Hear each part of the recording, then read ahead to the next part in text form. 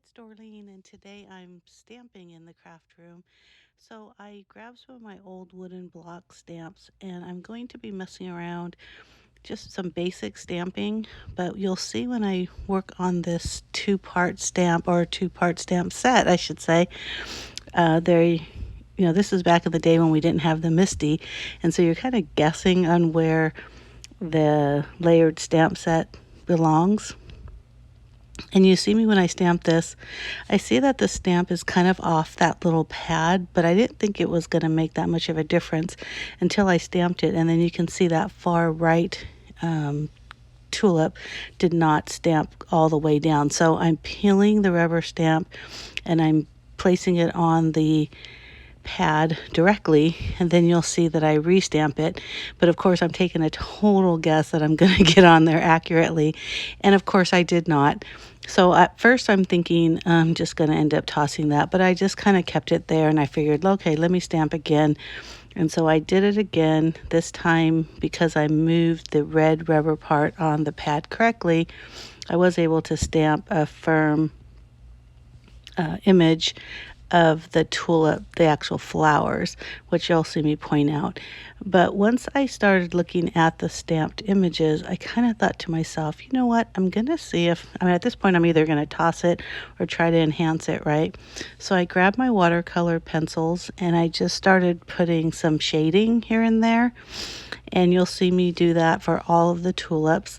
And I use a water brush to move that watercolor around.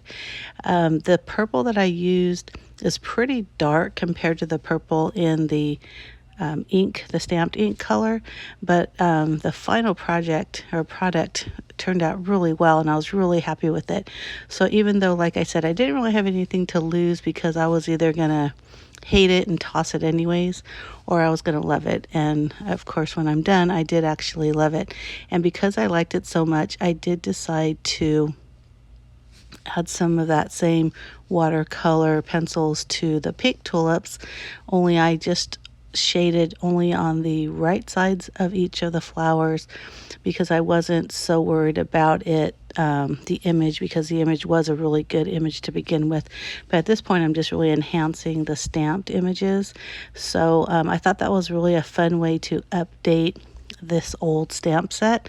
I probably had this, I think the date on the stamp blocks were like 2005, so that's a long time. But I really did like the way they look. And then I ended up using some green and also just kind of highlighting some green areas. And then I have a gray, which I'm showing you right now, and I very lightly did a shading around the flowers and between the stems, and again used the water brush to just blend that pencil around so that it created like a shadow effect. And I do that for both the purple tulips and the pink ones up on top.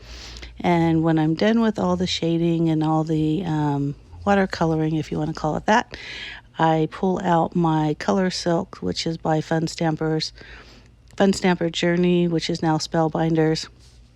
And I just sprinkled, you see the little splashes of black for the purple flowers, and then I did a silver for the pink ones, and I don't think I show that.